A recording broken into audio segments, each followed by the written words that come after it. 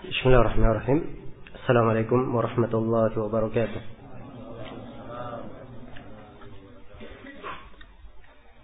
إن الحمد لله نحمده ونستعينه ونستغفره ونعوذ بالله من شرور أنفسنا وسيئات أعمالنا. من يهده الله فلا مضل له ومن يضلل فلا هادي له. أشهد أن لا إله إلا الله وحده لا شريك له وأشهد أن محمدا عبده ورسوله. يا أيها الذين آمنوا اتقوا الله حق تقاته ولا تموتن إلا وأنتم مسلمون. يا أيها الناس اتقوا ربكم الذي خلقكم من نفس واحدة وخلق منها زوجها وبث منهما رجالا كثيرا ونساء واتقوا الله الذي تساءلون به والأرحام إن الله كان عليكم رقيبا. يا أيها الذين آمنوا اتقوا الله وقولوا قولا سديدا يصلح لكم أعمالكم ويغفر لكم ذنوبكم ومن يطع الله ورسوله فقد فاز فوزا عظيما. أما بعد فإن أصدق الحديث كتاب الله وخير الهدي هدي محمد صلى الله عليه وعلى آله وسلم وشر الأمور محدثاتها فإن كل محدثة بدعة وكل بدعة ضلالة وكل ضلالة في النار.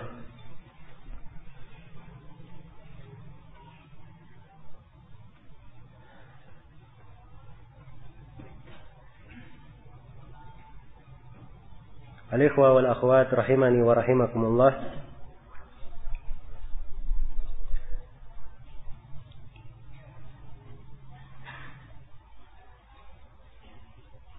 Alhamdulillah, pada sore hari ini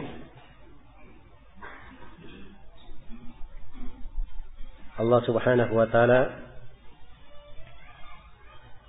memudahkan kita semua hadir di Masjid As-Sunnah ini, di Ma'had As-Sunnah, dalam sebuah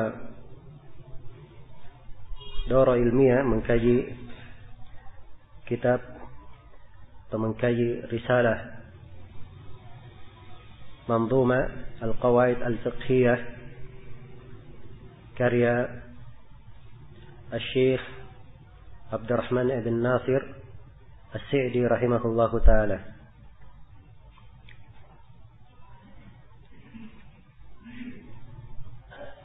Dan sebagaimana yang diketahui dari judulnya dan juga apa yang telah diumumkan, bahwa ini pembahasan qawaid,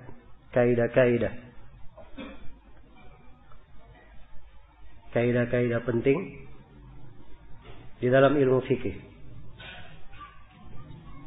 Ya. Dan seorang memiliki pengetahuan tentang qawaid adalah hal yang sangat penting sekali. Berkata Syekhul Islam Ibn Taimiyah rahimahullah, la budda yakuna ma'al insani usulun kulliyah turaddu ilaiha al-juz'iyat liyatakallama bi'ilmin wa adlin. Kata beliau, seorang manusia itu harus memiliki dasar-dasar kulliyah,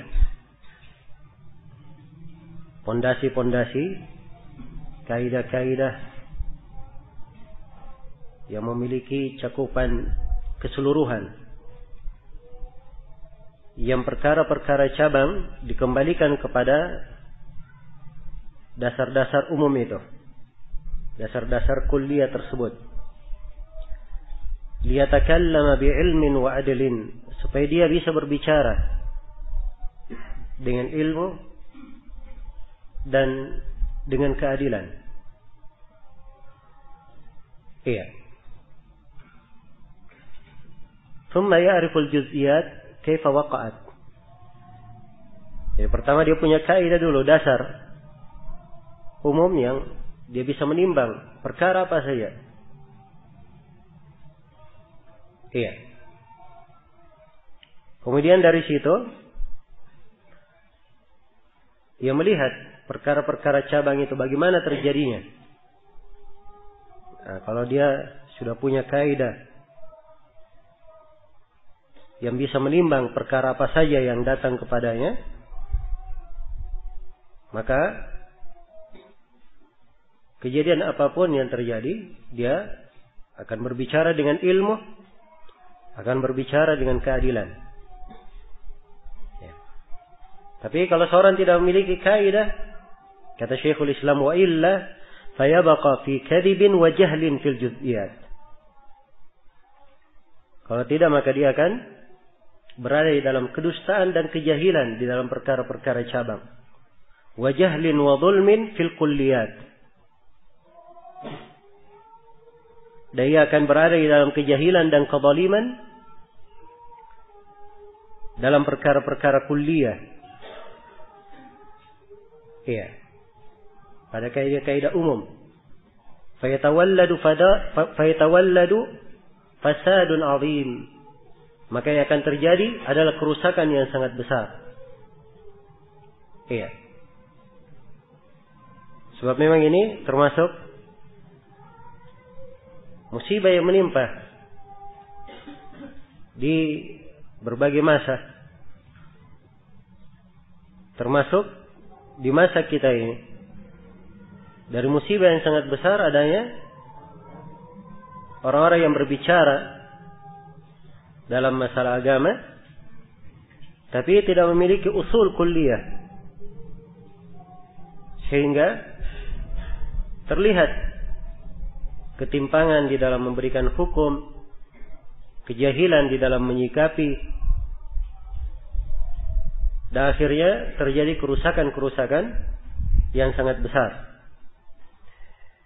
Terjadi kerusakan-kerusakan yang sangat besar. Iya. Dan kata Syekh Abdurrahman bin Nasir As-Sa'di rahimahullah di dalam buku beliau Ar-Riyadh An-Nadhirah, kata beliau, min mahasin syariati wa kamaliha wa jalaliha, dari keindahan syariat, kesempurnaan dan keagungannya, anna ahkamaha al-usuliyah wal furu'iyyah wal ibadat wal muamalat wa umuraha kullaha laha usulun wa qawaid. Dari keindahan syariat, kesempurnaan dan keagungannya, bahwa seluruh hukum-hukum syariat ini, apakah hukum pokoknya atau cabangnya, dalam masalah ibadah maupun muamalah, dalam segala perkara syariat ada dasar-dasar dan kaidah-kaidahnya. Iya. Tudbatu ahkamuha wa tujma'u mutafarriqatuha. Kemana hukum-hukumnya diukur dengan detail dari kaidah dan usul tersebut. Dan perkara-perkara yang terpisah-pisah dikumpul di dalam kaidah dan dasar pijakan itu. Ya. Wa tunsharu furu'uha. Dari kaidah tersebut sebarkan cabang-cabangnya, wa turadduha ila usulha, dan dikembalikan lagi kepada pokoknya, sehingga sampai kata beliau, fahiya mabniyatun 'alal hikmah was salah wal huda war rahmah wal khair wal adl wa nafyi ad-dadi dalik. Karena itulah syariat ini dibangun di atas hikmah dan kemaslahatan, petunjuk dan rahmat, ya, kebaikan dan keadilan, dan menafikan lawan dari seluruh yang disebut itu. Menunjukkan bahwa adanya kaidah-kaidah itu adalah merupakan dari keindahan syariat Iya. Dan kita di sini mempelajari qawaid fiqhiyah, kaidah-kaidah di dalam fikih. Iya. Kaidah-kaidah di dalam fikih. Kata Al-Qarafi rahimahullah di dalam kitab beliau Al-Furuq, wa hadhihi al-qawaid muhimmatun fil fiqh, 'azimatun nafa', wa biqadri al-ihatati biha ya'dhamu qadru al-faqih wa yashruf wa yadhharu rawnaqu al-faqih wa yu'raf wa tattadhihu manahijul fatwa wa tukshaf. Kata beliau, dan kaidah-kaidah ini adalah penting sekali dalam fikih. Sangat besar manfaatnya. Sekadar seseorang itu mengilmui kaidah-kaidah ini akan membuat kadar seorang ahli fikih menjadi besar dan menjadi mulia. Iya. Dan akan tampak keahliannya di dalam fikih dan dikenal. Dan dengan kaidah-kaidah ini tampak metodologi fatwa dan menjadi jelas. Iya. Menjadi jelas. Juga Imam Ibn Rajab rahimahullah di dalam muqaddimah beliau di kitab beliau Al-Qawaid, kata beliau, fahadhihi qawaidu muhimmatun wa fawaidu jammah tutbitu lil faqih usul al madhhab wa tutli'uhu min ma'akhidh al fiqh ala ma kana anhu qad taghayyab. Kata beliau, ini adalah kaidah-kaidah penting. Iya. Dari Ibnu Rajab, beliau walaupun menyebut sejumlah kaidah kulliyah, namun banyak dari qawaid yang beliau terangkan adalah kaidah di dalam madhab Al-Hambali. Dan beliau katakan ini kaidah-kaidah penting dan faedah yang sangat banyak, memberikan ukuran detail kepada seorang ahli fikih bagaimana dasar-dasar madhab itu, maksudnya madhab Hambali, dan akan memperlihatkan kepadanya ya sumber-sumber pengambilan fikih apa yang luput dari banyak orang. Nah, kayak ini menunjukkan pentingnya mempelajari tentang ilmu al-qawaid al-fiqhiyah, sehingga ia bisa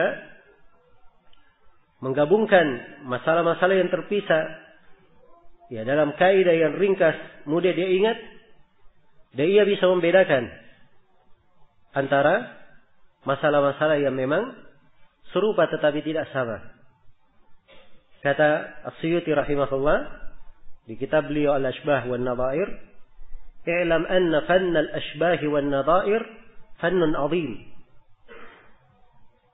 Bihi yutla'u ala haqa'iqil fiqh wa madarikihi wa ma'akhidihi wa asrarihi." Kata beliau, ketahuilah bahwa pembahasan ashbah wan nadhair, hal-hal yang mirip dan yang semisal, dan ini pembahasan ilmu qawaid fikih, mengumpulkan hal yang mirip. Iya. Mengumpulkan hal yang mirip. Dia adalah sebuah bidang ilmu yang agung, kata Suyuti.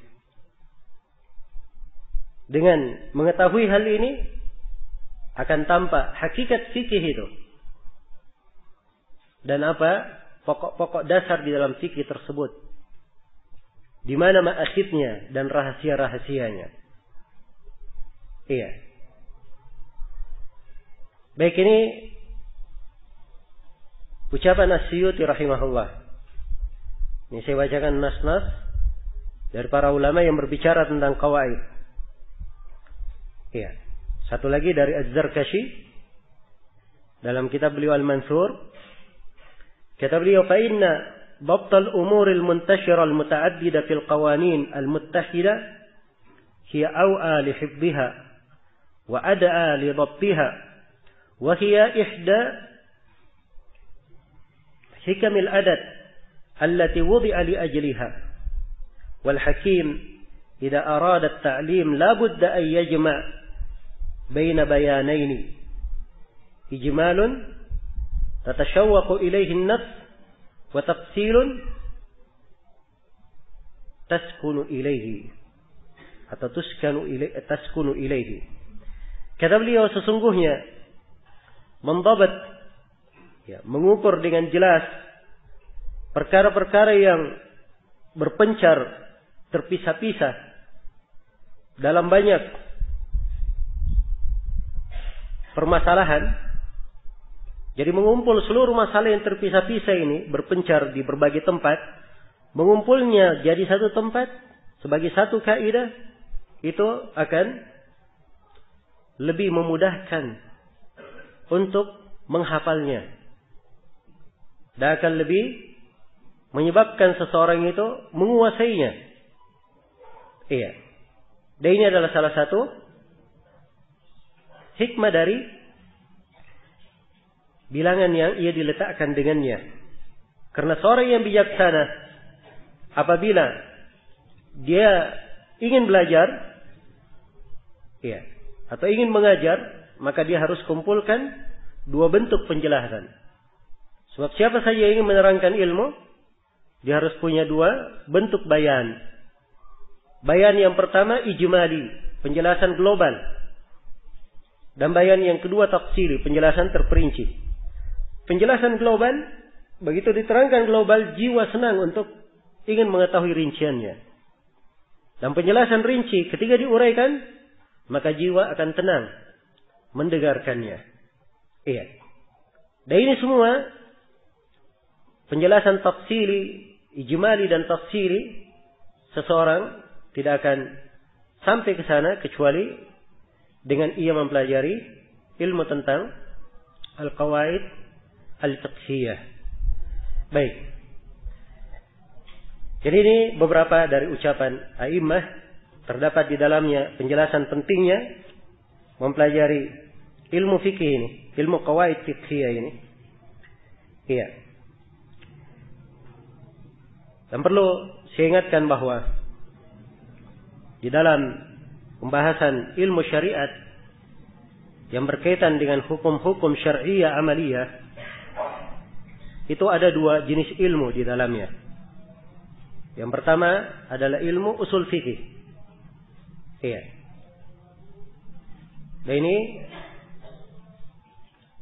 pembahasan tersendiri dan ilmu tersendiri. Dan alhamdulillah telah berlalu 2 daurah kita menjelaskan tentang ilmu usul fikih.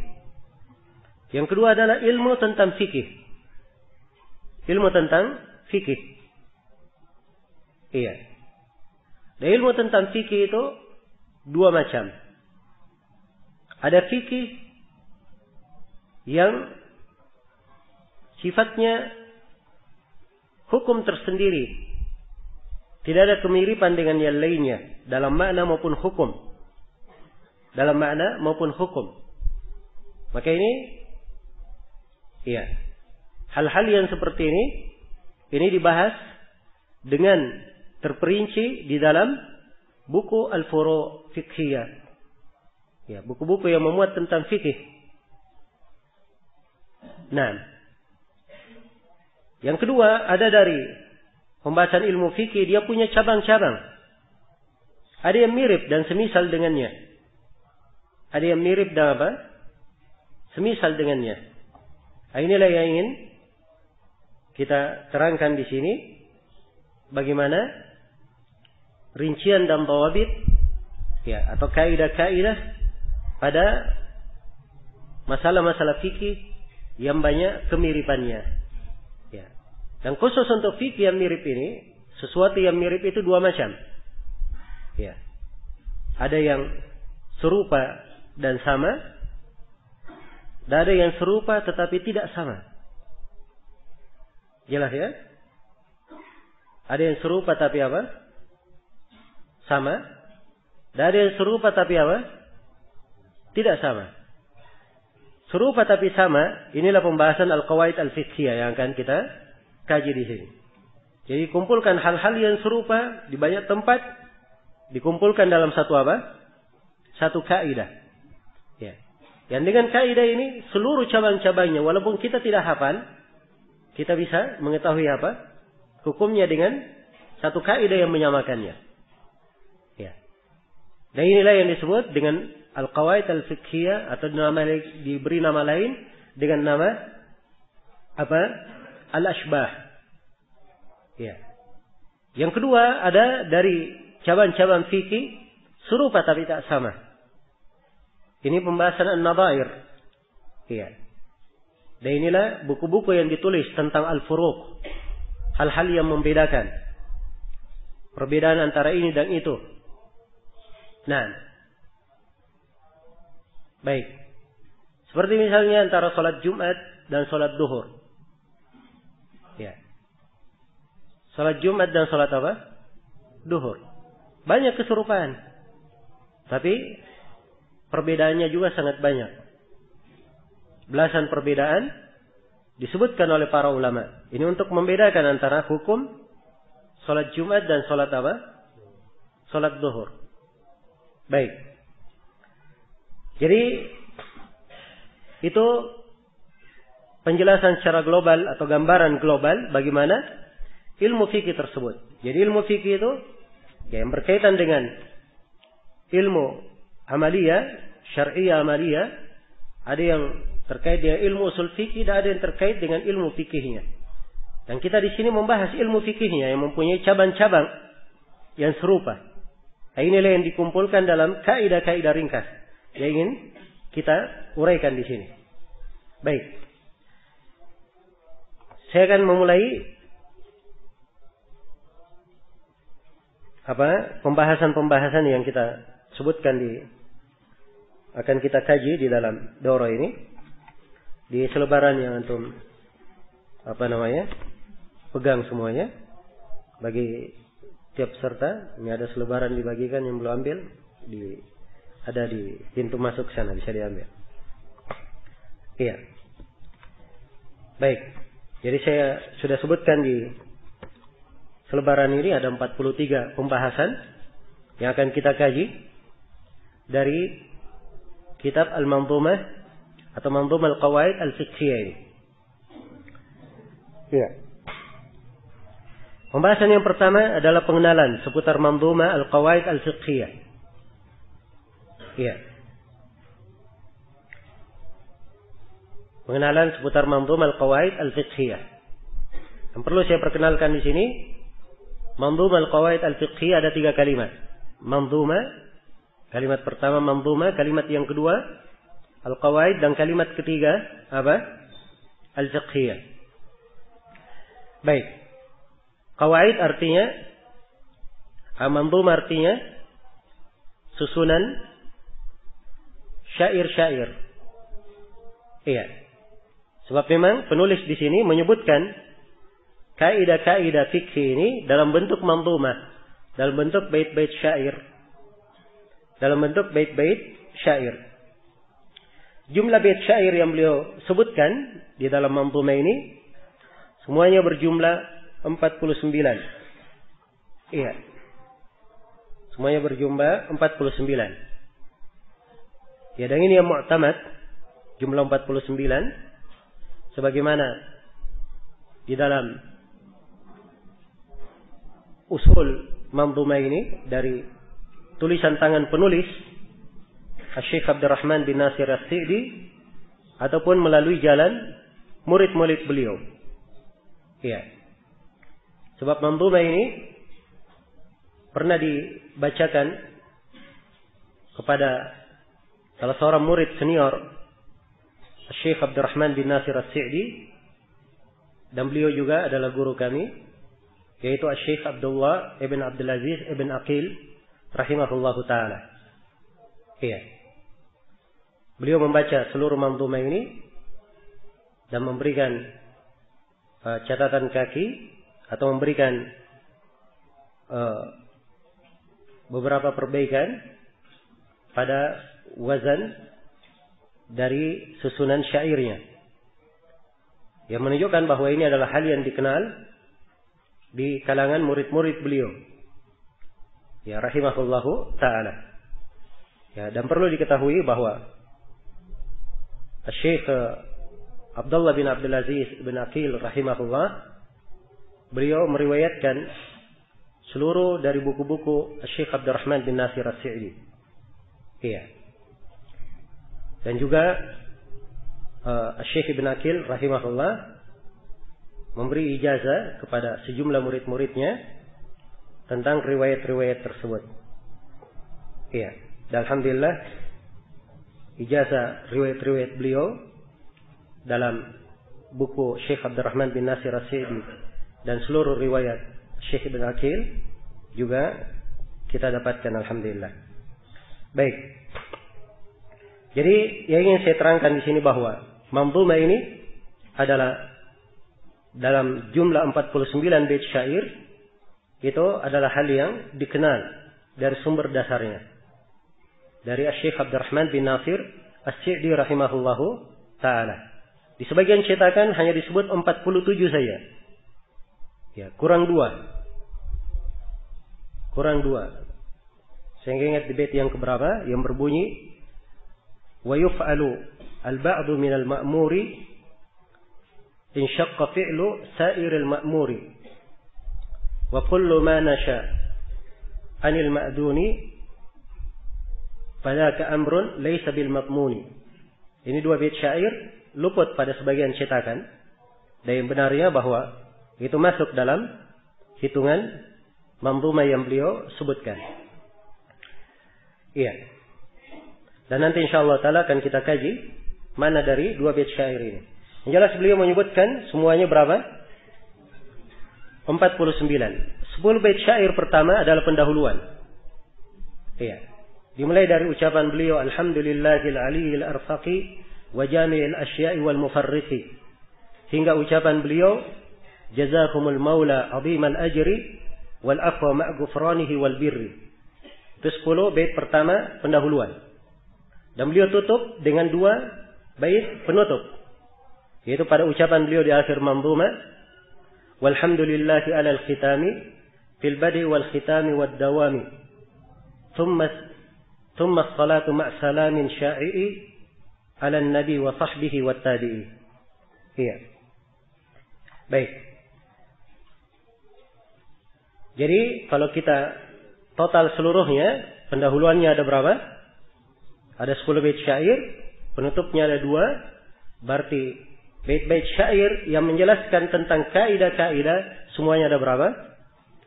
Semuanya ada 37 bait syair. Iya. 37.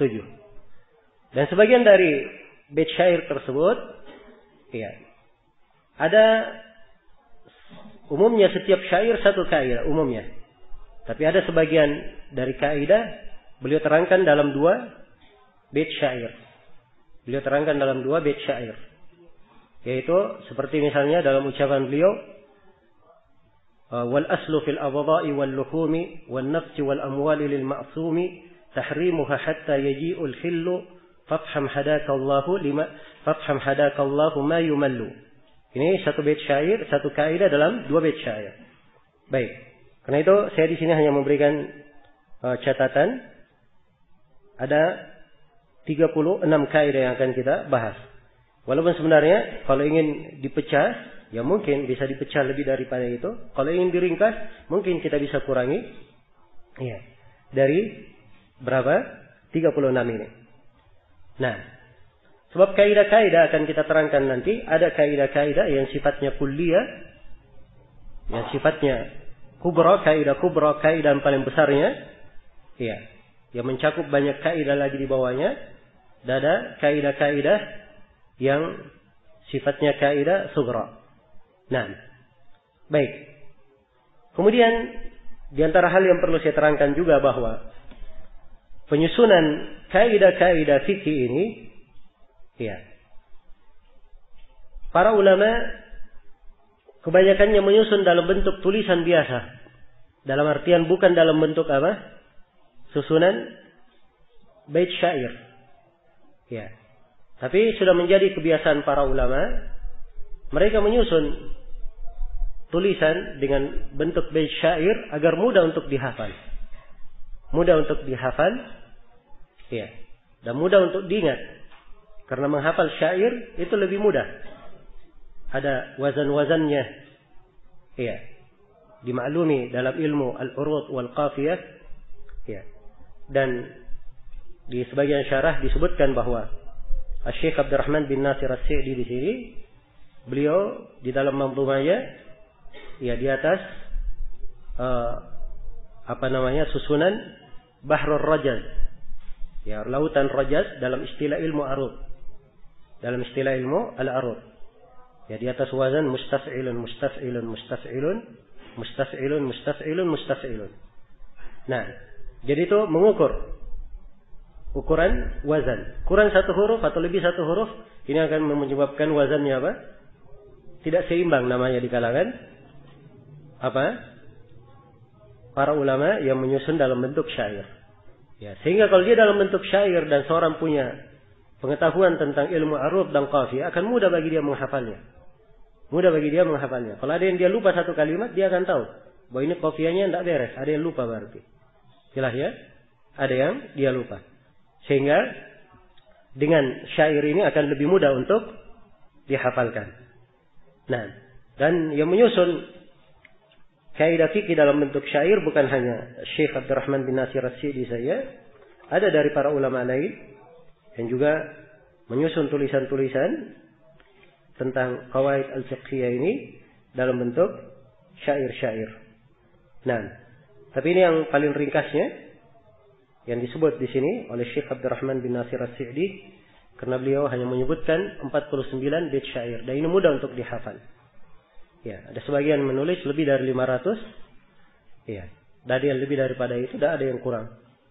Nah, sebagai hal yang dasar, ya, ini adalah ilmu pokok dan penting, ya, dasar pijakan kita di dalam membahas, ya hendaknya diperhatikan. Baik. Kemudian yang kedua yang perlu saya jelaskan juga di sini, beliau katakan, ya,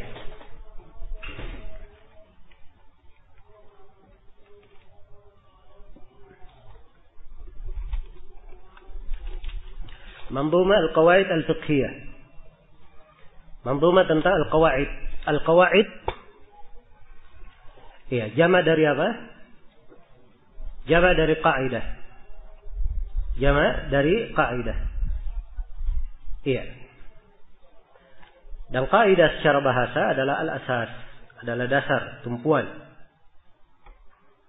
Iya.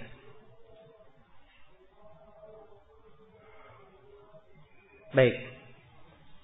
Secara istilah, kaidah itu adalah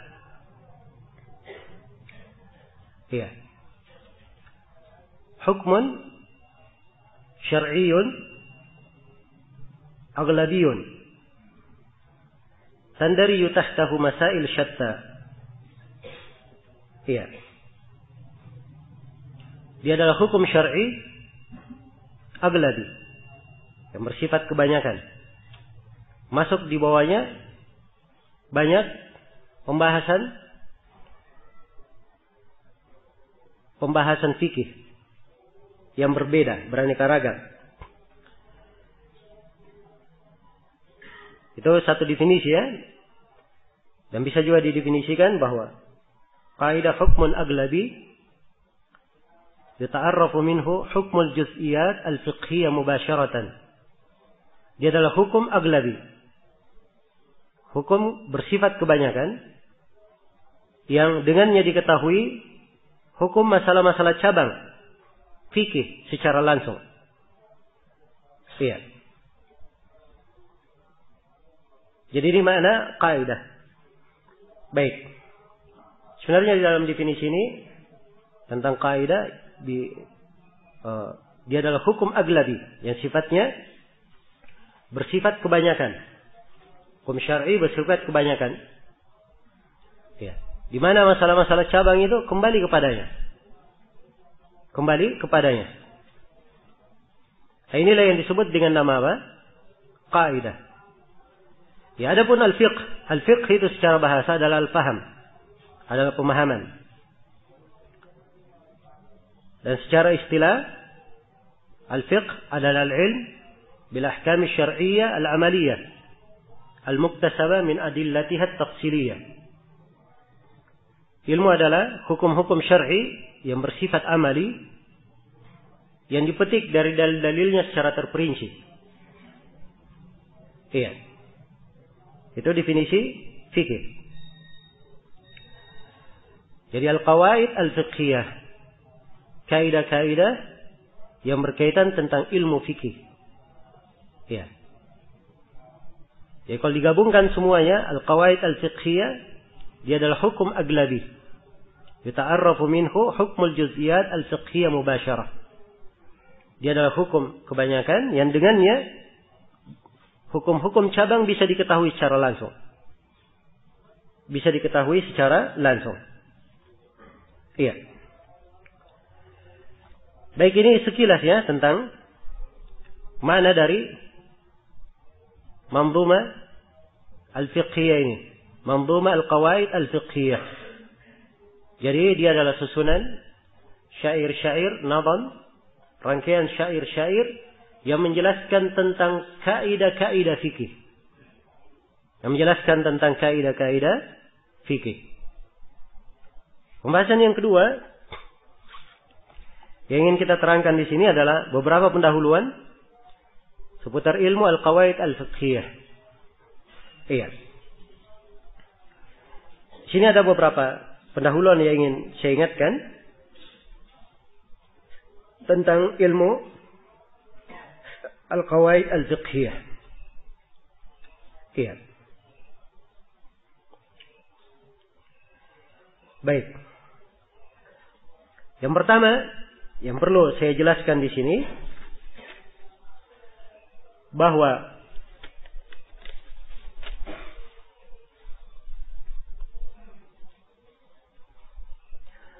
kaidah-kaidah fikih itu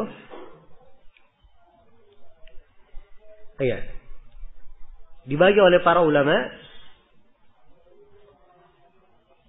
di atas beberapa i'tibar, di atas beberapa sudut pandang, atau di atas beberapa ukuran. Yang pertama, qawaid fiqhiyah dibagi di atas ukuran keluasan cakupannya. Keluasan cakupannya. Iya. Para ulama membagi qawaid fiqhi menjadi qawaid fiqhiyah menjadi dua kalau dilihat kepada keluasan cakupannya. Iya. Atau dibagi menjadi tiga. Yang pertama ada namanya qawaid al-kubra. Ada kaidah-kaidah besar. Iya. Dan ini ada 5 kaidah. Ini yang disebut dengan nama al-qawaid al-kubra. Kaidah-kaidah pokoknya. Iya. Dan ini yang paling penting untuk dipahami 5 kaidah ini. Yang paling penting untuk dipahami. Dan insyaallah ta'ala 5 kaidah ini semuanya akan diterangkan oleh Syekh rahimahullahu ta'ala. 5 kaidah tersebut yang pertama adalah al-umur bimaqasidiha. Perkara itu sesuai dengan maksudnya. Kaidah yang kedua, al-yaqin la yazulu bisyak. Keyakinan tidaklah sirna dengan keraguan. Dan kaidah yang ketiga, al-masyaqqah tajlibu at-taysir. Masyaqqah mendatangkan kemudahan.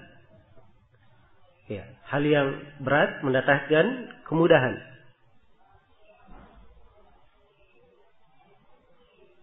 Nah, kemudian kaidah yang keempat, ad-darar yuzal. Ya, terkadang dibahasakan dengan nas haditsnya sendiri, la darar wa la dirar. Ya, Tidak ada bahaya dan pembahayaan. Dan kaidah yang kelima adalah al-'ada muhakkamah. Al-'ada muhakkamah. Adat itu adalah ketentuan hukum yang berjalan. Baik, ini 5 kaidah pokok. Insyaallah taala semuanya akan diterangkan oleh Syekh Abdurrahman As-Sa'di. Kaidah yang pertama di bait syair yang pertama. Iya. Kata beliau, "An-niyatu syartul li sa'iril amal, biha salahu wal fasadu lil amal." Itu kaidah al-umur bimaqasidiha. Al-yakin la yazul bisyak. Itu di ucapan beliau, "Wa tarji'ul ahkamu lil yaqini, fala yuzilu syakkun bil yaqini. Fala yuzilu syakkun lil yaqini." Ya. Baik. Al-masyaqqah tajlibu at-taysir, itu di ucapan beliau, "Wa min qawaidis syari'ati at-taysiru fi kulli amrin nabahu ta'siru."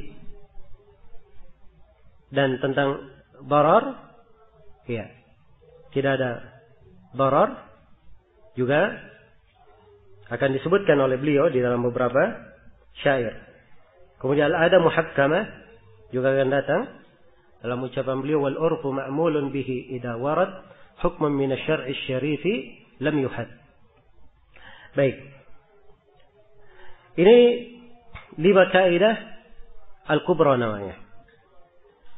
Yang kedua ada namanya kaidah sughra, kulliyah juga, tapi dia hanya masuk di dalamnya banyak cabang.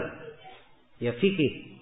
Banyak cabang, banyak pembahasan fikih. Kalau kaidah 5 tadi itu bukan di dalam 1 atau 2, 3 bab saja, tapi di kebanyakan pembahasan fikih masuk di dalam itu qawaidul kubra. Kemudian yang ketiga ada kaidah-kaidah dia hanya 1 bab saja. Di 1 bab saja. Ya, dan yang ketiga ini biasanya tidak disebut kaidah tapi disebut dhabit. Disebut dhabitul fiqh. Disebut dhabit al-fiqh. Iya. Nah, ya kalau dia hanya di 1 tempat saja, iya. Seperti misalnya kaidah bahwa ma sabata fil fardhi fa huwa sabitun fil nafl. Apa yang itu disyariatkan di salat wajib, maka itu juga berlaku di salat apa? Di salat sunnah.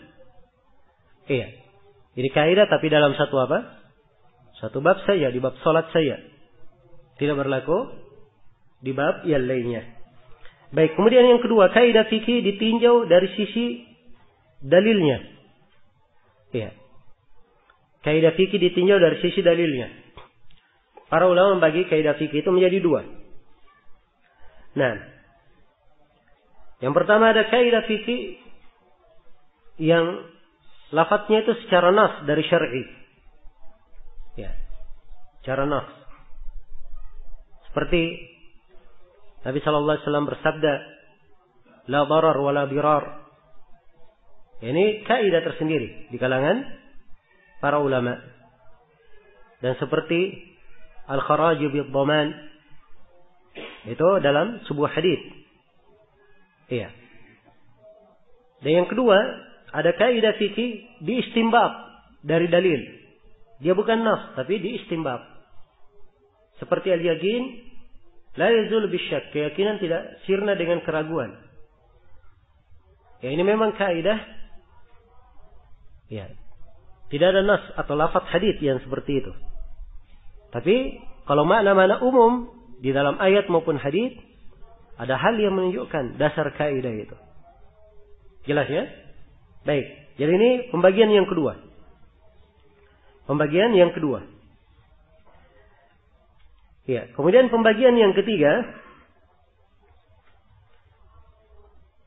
kaidah fikih ditinjau dari sisi dia bisa berdiri sendiri atau kaidah ikut kepada selainnya. Ya. Ini dibagi menjadi 3 atau dibagi menjadi 2 kaidah fikih. Yang pertama ada namanya qawaid al-kubra, kaidah yang besar, itu 5 yang kita sebutkan. Dan yang kedua ada kaidah ikut kepada 5 kaidah itu. Nah, kaidah ikut kepada apa? 5 kaidah tersebut. Ya. Karena itu saya sekali lagi menegaskan bahwa 5 kaidah ini yang paling penting untuk dipahami. Nah, paling penting untuk dipahami. Iya. Sebab kalau dirinci dari 5 kaidah ini banyak sekali cabang kaidah-kaidah lagi di dalamnya. Iya. Banyak lagi kaidah-kaidah dalamnya seperti al-masyaqqah tajlibu at-taysir. Ya, tentang kemudahan dalam agama. Ya. Banyak kaidah fikih yang berkaitan dengan kemudahan. Berkaitan dengan kemudahan. Ya, hingga di masa ini ada sebagian penulis yang menyusun kaidah-kaidah fikih yang menjelaskan berkaitan dengan kemudahan dalam 2 jilid. Ya. Kalau saya nggak salah ingat dalam 2 jilid bukunya. Nah, baik. Kemudian ada kaidah dia ikut. Ini yang kedua, dia ikut. Iya. Baik. Seperti misalnya ada yang ikut dari bentuk ikutnya ini beraneka ragam. Ya. Ada yang dia ikut dari suatu sisi dari kaidah. Ya, misalnya kaidah al-ibra fil uqud lil ma'ani la lil alfaz wal mabani. Ya, yang menjadi ukuran dalam akad adalah makna. Ya, adalah makna, bukan lafaz dan ucapan. Bukan lafaz dan ucapan. Ini kaidah penting ya. Ya. Ya kalau dia berucap apapun, ya. Ucapan itu bukan menjadi ukuran di dalam akad. Tapi yang menjadi ukuran adalah apa? Makna dari ucapannya. Iya. Baik.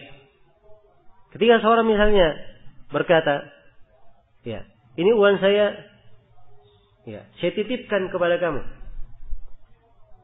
Saya titipkan kepada kamu. Jelas ya? Iya. Tapi kamu boleh pakai selama setahun. Ini apa namanya? Titipan atau pinjaman? Dia bilang saya titipkan. Saya tanya ini titipan atau pinjaman? Nah, ini pinjaman namanya. Walaupun dia bilang dia titipkan, tapi yang diukur adalah apa? Maknanya. Karena dia kata silahkan kamu pakai selama apa? Selama setahun. Ya. Jadi lafaz kadang tidak penting. Yang penting adalah apa? Ya, adalah makna yang dilihat. Ya. Sama kalau orang datang ke sebagian bank sekarang. Oh, mau buka tabungan. Apa jenis tabungannya? Wadiah. Di bank syariah ya. Wadiah. Wadiah itu titipan. Ya. Baik, saya tanya. Ini uang dipakai. Uang saya kalau saya titip, saya simpan wadiah. Bank pakai atau tidak?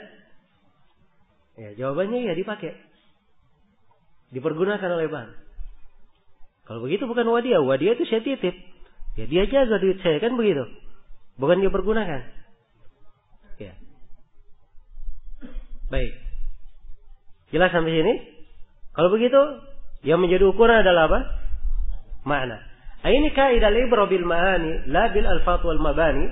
Menjadi ukuran adalah makna, bukan lafaz dan mabani. Iya. Ini adalah cabang dari kaidah al-umur apa? Bimaqasidiha, perkara itu tergantung niatnya. Tergantung niatnya, cabang. Baik. Kemudian ada yang cabang lagi dia ikut menjelaskan sebuah ketentuan misalnya atau syarat atau ukuran. Iya. Seperti kaidah tentang darurat. Iya. Kaidah tentang darurat. Disebut oleh Syekh ya. Kata beliau, "Walaysa wajibun bila iqtidari wala muharramun ma'tirari." Iya. Jadi, kaidah darurat jelas. Cuma disebut di bait syair setelahnya. Wa kullu mahdhurin ma'ad darurah. Ya. Biqadri ma tahtajuhu ad-darurah. Ya. Setiap yang dilarang, kalau ada darurat, itu hanya sekadar keperluan daruratnya saja. Nah, karena itu ada kaidah ad-darurah tuqaddaru biqadariha. Darurah itu, hal yang darurat itu dilakukan sesuai dengan kadarnya saja. Nah, ini kaidah memperjelas apa makna darurat itu. Ya. Karena kaidahnya darurat tubihu apa? Al-mahdhurat. Hal yang darurat membolehkan hal yang dilarang. Ya. Membolehkan hal yang dilarang bagaimana? Dia bebas? Tidak. Kaidahnya menjelaskan bahwa kalau dia masuk dalam darurat, dia hanya pakai sesuai dengan apa? Keperluan saja. Jelas ya? Dan ini insyaallah ta'ala akan datang penjelasannya nanti. Baik.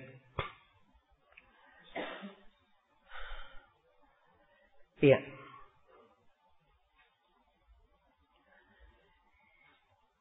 Kemudian yang keempat, ya. Pembagian kaidah fikih yang keempat, dari sisi yang keempat, dibagi kaidah fikih itu dilihat dari silang pendapat di kalangan ulama, kesepakatan para ulama di dalam kaidah tersebut. Iya. Karena itu, kalau ditinjau dari kesepakatan para ulama, kaidah fikih ada kaidah terbagi menjadi beberapa ya. Yang pertama ada kaidah fikih disepakati di seluruh mazhab. Ya, dan ini 5 kaidah pokok ya, disepakati di seluruh mazhab. Kemudian yang kedua ada kaidah yang merupakan kesepakatan kebanyakan mazhab. Ya, kaidah disepakati oleh jumhur ulama. Nah, kemudian ya, dan ini kaidah yang kedua ini banyak bentuknya ya. Nah, yang disepakati oleh kebanyakan madhab. InsyaAllah akan berlalu bersama kita. Kemudian yang ketiga, ada kaidah yang terjadi silang pendapat di kalangan para ulama. Iya. Seperti kaidah ma haruma isti'maluhu haruma ittikhaduhu. Apa yang diharamkan untuk digunakan, maka diharamkan juga untuk diittikhad. Ya. Jelas ya? Ini kaidah silang pendapat di kalangan para ulama. Sebab ada yang membedakan antara isti'mal dan ittikhad. Dibedakan antara dua hal. Jadi ini silang pendapat. Ya, di kalangan madhab para ulama. Kemudian yang keempat, ada kaidah silang pendapat di kalangan satu madhab. Misalnya di kalangan Hambaliyah, ada beberapa pendapat di kalangan mereka. Iya. Jelas ya? Baik. Jadi ini secara global, pembagian kaidah-kaidah fikih, ya sengaja saya bagi seperti ini di sini, saya terangkan, agar supaya ya kita ada gambaran secara umum tentang kaidah-kaidah fikih tersebut. Ya, apa yang dimaksud dengan kaidah-kaidah fikih itu. Baik. Kemudian yang penting juga untuk saya terangkan di sini sebagai pendahuluan bahwa sumber pengambilan kaidah-kaidah fikih itu diambil dari Al-Quran. Yang pertama dari Al-Quranul Karim. Iya. Dari Al-Quranul Karim. Iya. Yang kedua diambil dari hadits Nabi Sallallahu Alaihi Wasallam. Nah.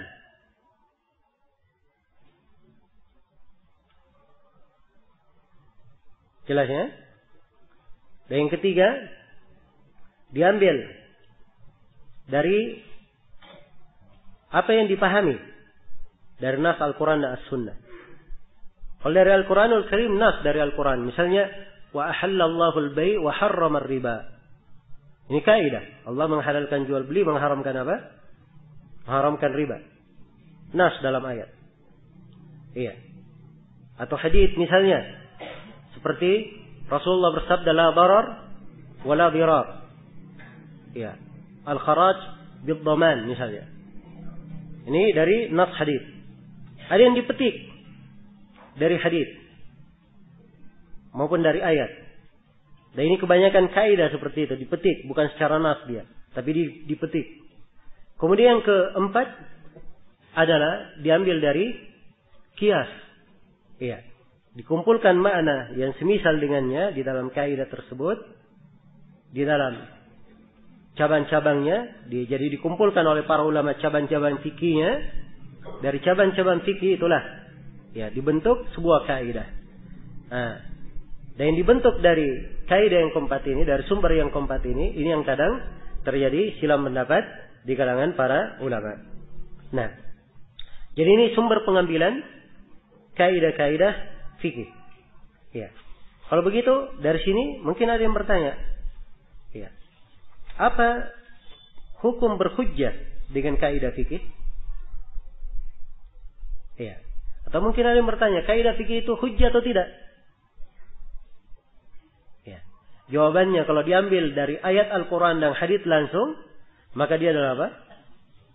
Dikatakan hujjah, kan begitu? Ya. Sebab ayat dan hadits yang dibaca. Baik. Kalau dia diambil dari istinbat, ya. Diambil dari istinbat, maka di sini dikatakan bahwa kaidah fikih ini adalah kaidah yang dipakai untuk memahami Al-Quran dan apa? As-Sunnah. Iya. Karena itu di dalam penggunaan kaidahnya seorang berbeda ya di dalam menekankan masalah. Nah, dan di sini kedetailan seorang faqih. Jangan ketika dia ditanya hukum masalah. Iya. Dia ditanya misalnya apa hukum sholat? Iya. Kemudian dia jawab dengan kaidah. Ya. Al-aslu fil amri apa? Misalnya wujub. Walaupun kaidah usuliyah ya. Ya. Ini kaidah adalah sesuatu alat dipakai. Jelas ya? Tapi kalau ditanya tentang apa hukum sholat, dia bacakan ayat-ayat. Harusnya dia bacakan ayat tentang apa?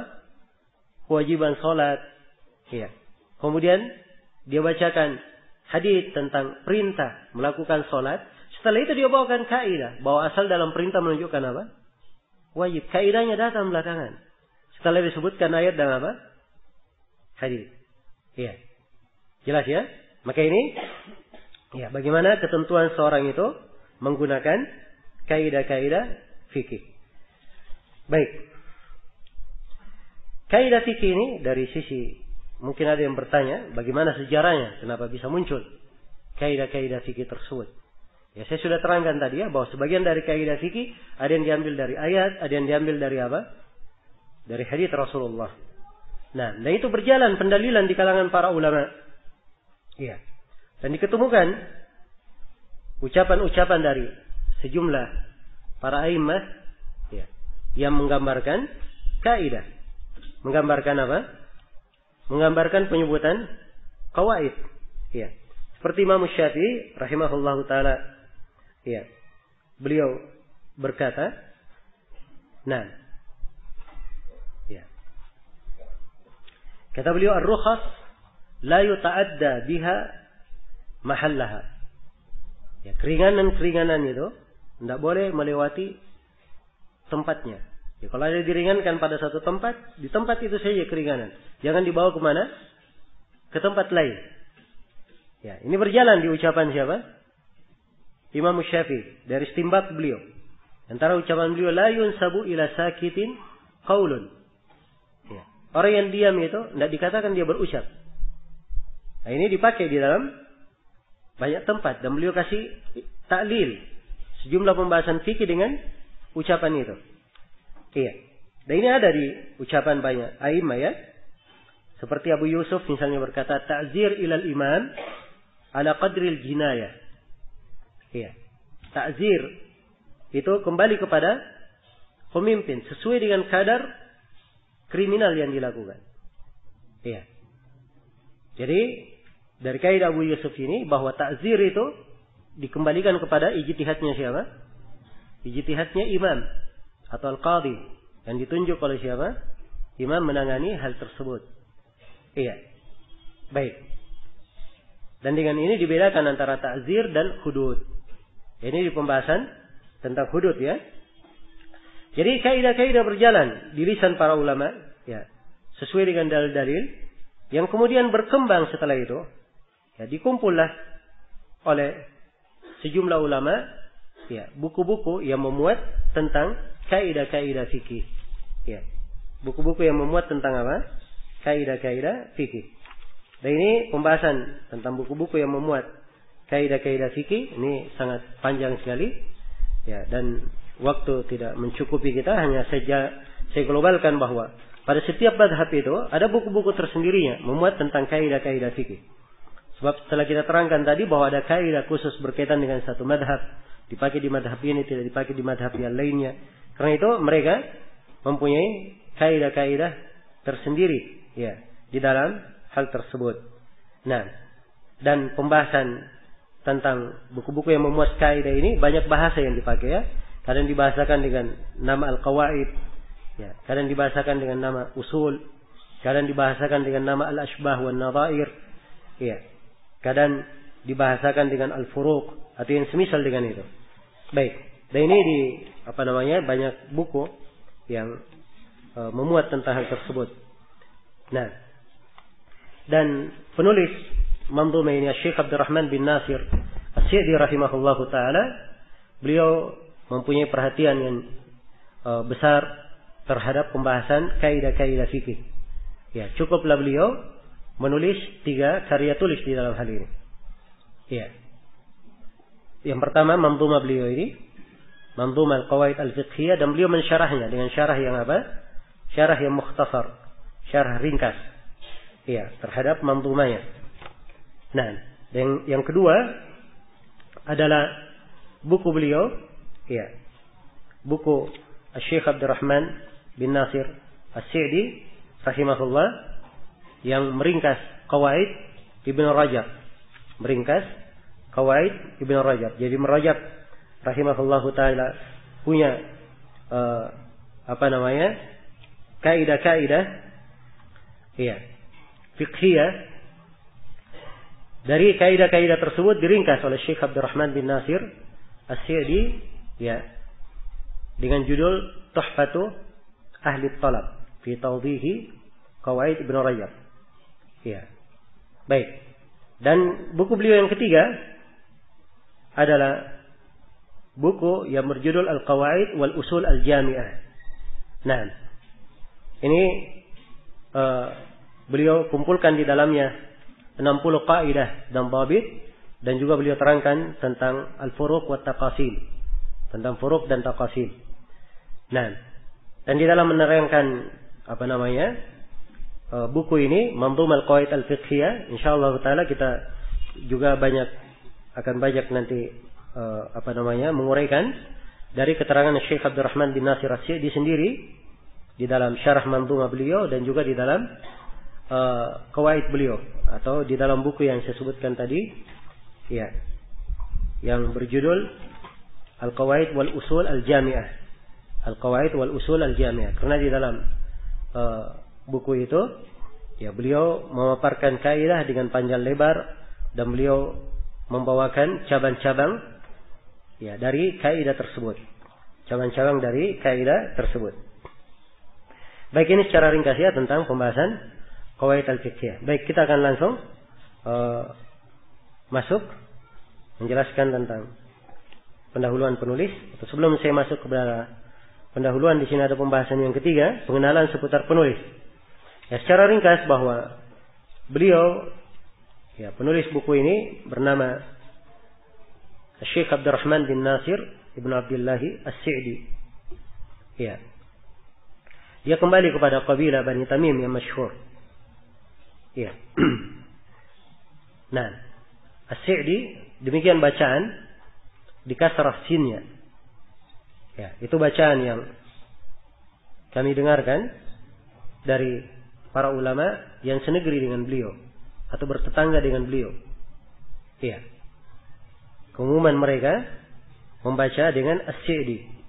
Ya, sebab mereka sebagiannya menisbatkan kepada Amr bin Zaid. Ya. Walaupun yang masyhur di buku rawi-rawi kalau nisbah kepada Bani Tamim ya, itu di fathah. Karena kembali kepada Sa'ad bin Zaid dari mana Bani Zaid. Bani Tamim. Dari mana Bani Tamim? Ya, di fathah. Tapi sejumlah dari muridnya dia kembalikan kepada nasab Amr bin siapa? Bin Zaid, bukan kepada Sa'ad. Karena itu mereka baca As-Sa'di. Iya. Mereka baca As-Sa'di. Ya, dan sejumlah guru yang kita dengarkan dari mulut mereka mengucapkan nama beliau, sebagian dari guru-guru kita ada yang membaca Sa'di, dan sebagian dari guru kita ada yang membaca apa? As-Sa'di. Tapi saya katakan tadi, dari guru-guru yang senegeri dengan beliau atau bertetangga dengan beliau membaca apa? As-Sa'di.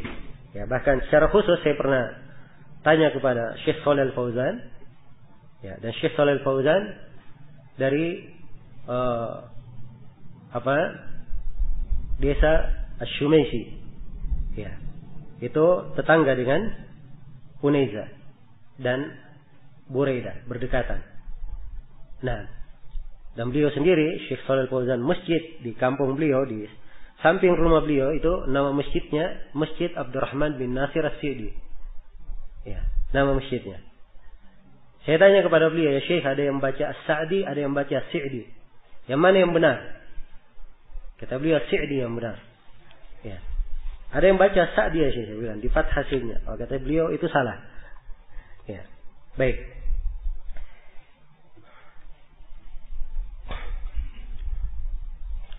Jadi ini nama beliau ya, Abdurrahman bin Nasir As-Sa'di rahimahullahu taala. Beliau dilahirkan di Unaiza. Di Unaiza, masuk di provinsi Qasim. Ya, Unaiza nama kota. Ya.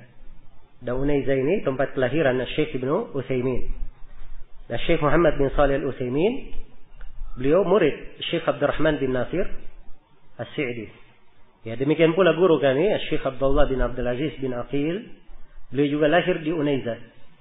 Ya, dan beliau juga salah seorang murid senior Syekh Abdurrahman bin Nasir As-Sa'di. Beliau lahir jadi Syekh As-Sa'di lahir di Unaiza pada tahun 1307 Hijriah. Nah, kedua orang tua beliau meninggal dan beliau masih kecil. Iya. Ayah dan ibu beliau meninggal dan beliau masih kecil. Maka beliau dipelihara oleh istri dari ayahnya. Ya, istri dari ayahnya. Ya, jadi ayahnya punya dua istri, ibunya beliau sendiri sudah meninggal, maka istri ayahnya ini, ibu tirinya yang mendidik beliau. Dan beliau semenjak kecilnya dikenal dengan kecerdasan, ya, dan beliau telah dari semenjak kecilnya sudah menghafal Al-Quran, ya, menuntut ilmu dan mengambil ya berbagai cabang ilmu dari para ulama ya di masa itu. Ya, banyak dari guru-guru beliau yang mengajari beliau di negeri itu, dan setelah beliau lama menuntut ilmu, di umur 30 atau di umur 23 tahun beliau duduk mengajar. Ya. Beliau duduk mengajar rahimahullahu taala di Unaiza. Dan disebutkan bahwa beliau ini adalah awal yang mendirikan maktabah di Unaiza pada tahun 1358 Hijriah. Nah, beliau mempunyai karya tulis yang sangat banyak. Ya, banyak sekali dari karya tulis beliau. Di antara yang paling masyhurnya adalah apa? Tafsir beliau, Tafsir Taisir Al-Karim Ar-Rahman. Nah, juga di antara buku beliau adalah Al-Qawaidul Hisan fi Tafsir Al-Quran. Beliau menyebutkan 70 kaidah di dalamnya. Demikian pula di antara buku beliau Thariqul Usul ila Ilmil Ma'mul minal Usul. Beliau kumpulkan dari faidah-faidah Ibnul Qayyim dan Ibnu Taimiyah. Iya. Dan beliau punya syarah terhadap Ta'iyah Ibnu Taimiyah. Beliau juga punya syarah terhadap Nuniyah Ibnul Qayyim. Iya. Dan beliau di dalam masalah manzumah, beliau punya banyak manzumah. Iya.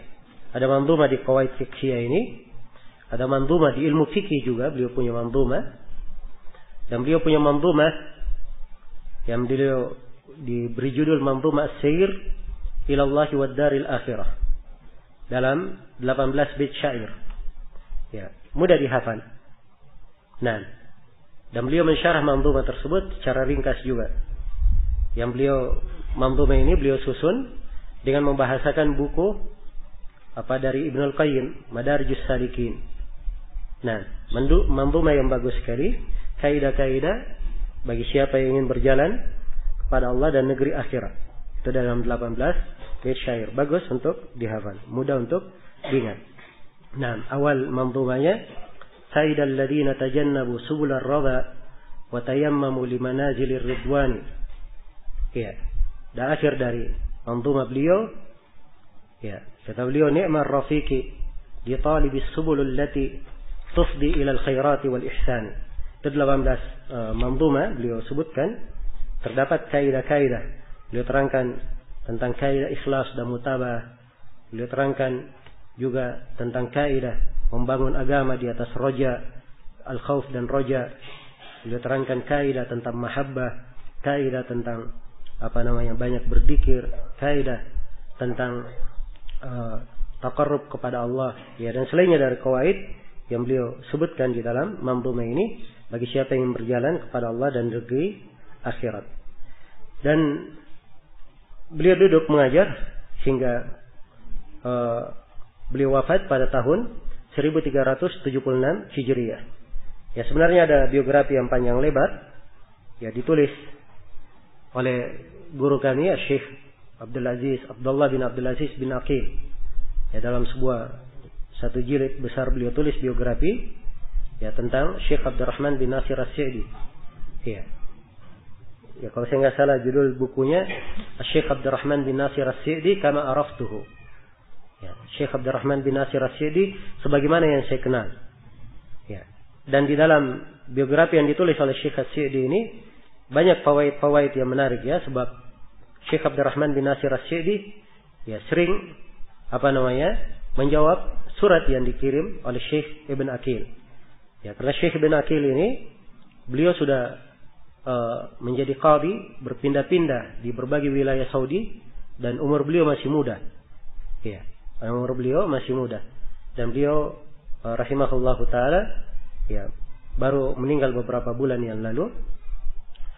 Nah, dalam umur yang kalau saya nggak salah sudah lebih 100 tahun. Sudah lebih 100 tahun. Sebab beliau ini semasa dengan, mungkin lebih senior dari Syekh Ibn Utsaimin kalau dalam kedekatan dengan siapa? Syekh Abdurrahman bin Nasir As-Sa'di. Ya, ada dari surat-surat beliau banyak hal yang fawaid tambahan dari Syekh Abdurrahman bin Nasir As-Sa'di rahimahullahu taala. Baik, selesai sudah tentang biografi penulis di sini secara ringkas. Kemudian berikutnya pendahuluan yang disebutkan oleh penulis.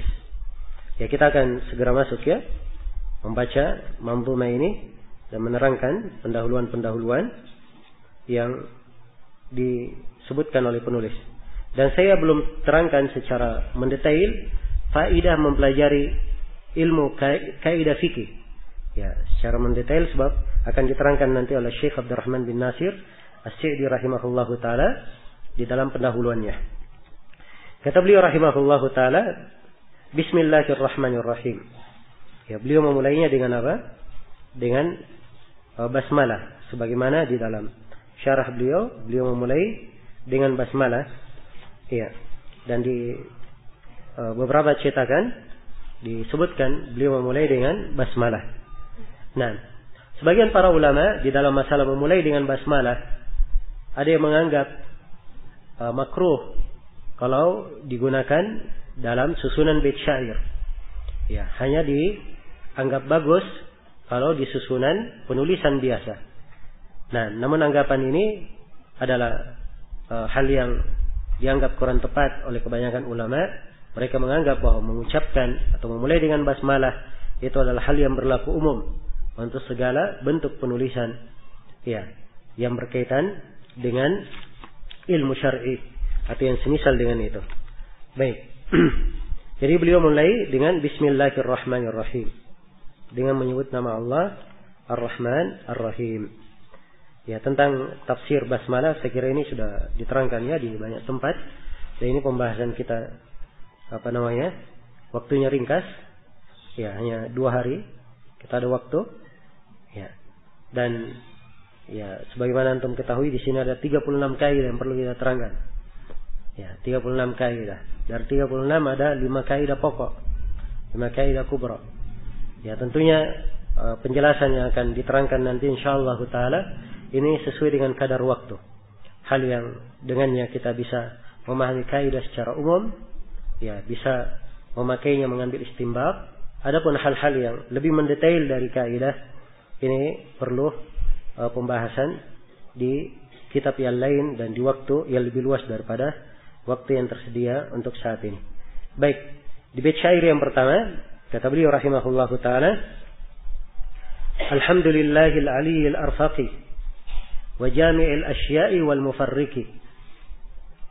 Alhamdulillah, segala puji hanya untuk Allah. Iya. Beliau memulai dengan alhamd. Alhamd itu adalah dzikru sifatil mahmud ma hubbihi wa ta'dhimihi wa ijlalihi. Alhamd adalah menyebutkan sifat yang terpuji itu, yang dipuji itu dengan kecintaan kepadanya, mengagungkannya dan membesarkannya.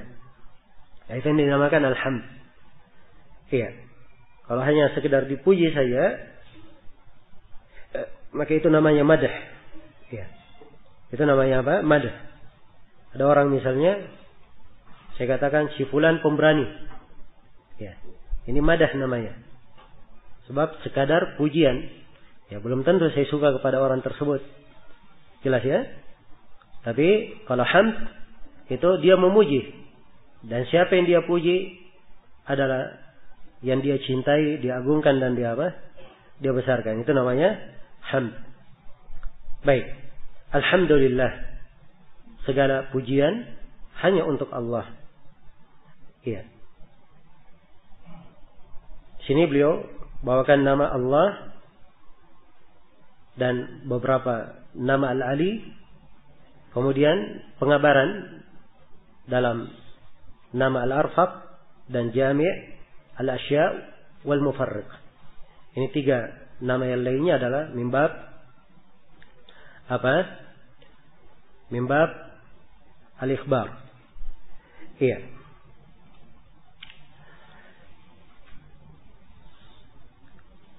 Alhamdulillah, segala puji hanya untuk Allah. Iya. Allah adalah yang diibadahi, al-ma'bud, dengan penuh kecintaan, pengagungan dan pembesaran kepadanya. Iya. Dan ini nama yang paling agung, bahkan di kalangan jumhurul ulama dia disebut sebagai al-ismul a'zam, nama yang terbesar. Siapa yang memohon dengan nama itu akan diberi, siapa yang berdoa dengan menyebut nama Allah akan dikabulkan doanya. Iya. Dan ini adalah hal yang berdasar karena di dalam Al-Qur'an Allah Subhanahu wa taala berfirman, "Walillahil asmaul husna fad'uuhu biha." Dan milik Allah lah nama al-husna. Hanya disebut nama Allah, kemudian disebut nama-nama al-husna, semuanya milik Allah. Tidak dikatakan walirrahmanil asmaul husna, walirrahim atau nama yang lain, tapi dipakai nama apa? Nama Allah, menunjukkan bahwa ini adalah nama yang teragung. Ya, dan ini di kalangan jumhurul ulama. Baik. Beliau memulai dengan alhamdulillah. Ini mengikuti Al-Quran. Surah Al-Fatihah dimulai dengan apa? Alhamdu. Dan banyak dari surah Al-Quran dimulai dengan alhamdu. Dan ini juga ada dari ucapan Nabi memulai khutbah-khutbah beliau. Ya. Dan dari perbuatan-perbuatan beliau yang menggambarkan beliau memuji Allah Subhanahu wa ta'ala. Nah, kemudian Al-Ali, segala puji hanya untuk Allah Al-Ali yang maha tinggi. Yang maha tinggi, yaitu milik Allah Subhanahu wa ta'ala, ketinggian yang mutlak. Iya, dari segala sisi ketinggian. Dan ketinggian Allah Subhanahu wa ta'ala dibagi oleh para ulama menjadi 3. Disebut oleh Syekh Abdul Rahman di syarah beliau. Yang pertama uluwud dzat, ketinggian dzat. Sebab Allah Subhanahu wa ta'ala dzatnya maha tinggi. yaitu Allah Subhanahu wa taala beristiwa di atas arsy-Nya. Ya, dan ini ditunjukkan oleh dalil dari Al-Qur'an, As-Sunnah, dan disepakati oleh para ulama. Nah, kemudian ketinggian yang kedua adalah ulu al-qadar. Ya, ketinggian kemampuan bahwa Allah Subhanahu wa taala yang maha mampu atas segala sesuatu. Iya. Kemudian ketinggian yang ketiga adalah ulu al-qahar. Ketinggian penguasaan. Ya. Ketinggian penguasaan bahwa Allah Subhanahu wa taala yang maha berkuasa atas seluruh hamba. Ya, maha mengatur mereka. Alhamdulillahil Ali. Kenapa beliau memilih nama Al-Ali yang maha tinggi? Ya. Sebagian ya para ulama ya karena ini awal khutbah ya, dan biasanya di awal khutbah penulis itu ya punya makna di dalam pembukaan. Dan ini dari apalagi di akhir dari bait syair yang pertama ini sangat tampak sekali bara'atul istihlal. Ya. Beliau mengaitkan awal khutbah dengan isi buku. Dengan isi bukunya. Al-Ali, Allah yang maha tinggi. Ya, tampak ketinggian Allah Subhanahu wa taala. Ya. Dengan tuntunan dan syariat yang agung ini. Nah. Baik. Al-Arfaqi. Al-Ali Al-Arfaqi. Al-Arfaqi artinya yang maha lembut. Al-Arfaq yaitu dari Rafiq. Iya. Nah. Dan telah syah di dalam hadits Nabi sallallahu alaihi wasallam ya penyebutan ar-rifq. Iya. Inna Allah rafiqun yuhibbur rifq. Sungguhnya Allah itu rafiq, mencintai apa? Kelembutan. Ya, hanya saja di sini penulis membahasakan dengan al-arfaq yang paling lembut. Dan ini sekali lagi mimbab apa? Mimbabil ikhbar. Ya, dari bentuk pengabaran. Dari bentuk pengabaran. Ya, karena babul ikhbar itu ausa min babil asma was sifat. Sebagaimana yang diterangkan oleh Ibnu Al-Qayyim rahimahullahu taala dan selainnya. Nah, Allah Subhanahu wa taala maha lembut. Iya. Dalam segala perbuatannya. Ya. Maha lembut. Ya, perbuatannya itu berada di atas puncak kelembutan. Iya. Gambarkan kemaslahatan dan hikmah. Nah, ini banyak sekali pengaruhnya. Allah menciptakan langit dan bumi selama berapa hari? 6 hari. Iya. Langit dan bumi antara keduanya selama 6 hari. Ya. Allah maha mampu menciptakannya dalam sekejap. Dalam sekejap. Ya. Dan ini menunjukkan sifat kelembutan. Allah menciptakan manusia, ya, menciptakan makhluk yang lain, hewan, tumbuhan, diciptakan sesuatu kemudian sesuatu yang lainnya. Ya. Karena Allah Subhanahu wa taala Rafiqun Hakim, yang maha lembut dan maha bijaksana pada segala hal yang dia lakukan. Wa jami'il asya'i wal mufarriqi. Allah mengumpulkan segala sesuatu itu dan dia pula yang memisahkannya. Ya, Allah yang mengumpulkan segala sesuatu dan Allah pula yang memisahkannya. Nah, Allah yang mengumpulkan segala sesuatu disamakan, ya, dibuat berkelompok-kelompok.